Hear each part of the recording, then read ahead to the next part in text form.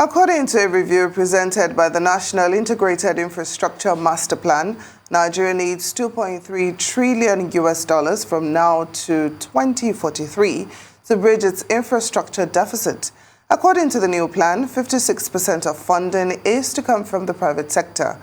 The document, however, notes that up to $45 billion could be freed up for capital expenditure if government can intensify efforts to cut down the cost of governance.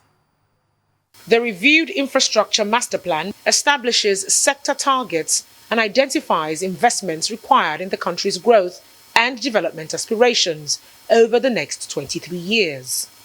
There is no doubt that the estimated resource requirement of $2.3 trillion for the National Integrated Master Plan implementation is enormous. The current yearly budgetary allocation, of course, cannot fix it. And so we have to look at different sources of funding in order to bridge this gap. It is estimated that we require an annual sum of about $150 billion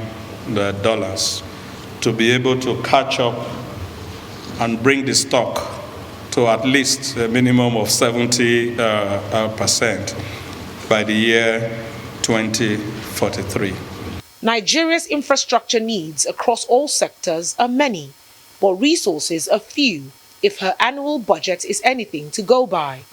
For instance, though the country's power generating capacity increased from 5,000 megawatts in 2014 to 13,000 megawatts in 2022, a lot is needed for its transmission and distribution. The master plan expects 56% finance from the private sector, while the public sector accounts for 44%.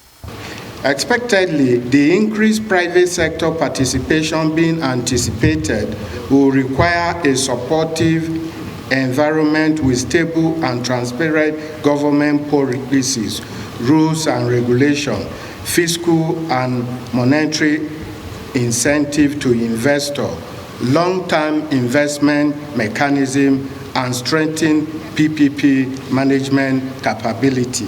It is important for the private sector that the plan will provide a clearer basis and a clearer environment for the participation of the private sector in infrastructure development. This has already started, and I believe that this master plan will make the choices for the private sector much easier, will make the relationship between the private sector and the public sector much easier, and will probably accelerate the process of infrastructure. While sources of funding are addressed in the reviewed Infrastructure Master Plan, the devil is in the implementation. Beyond sourcing for finance, the needed skilled manpower for infrastructure development is another matter in need of attention. If not addressed, funding will be spent importing skills required for its infrastructure development. Oni Sunday, Arise News.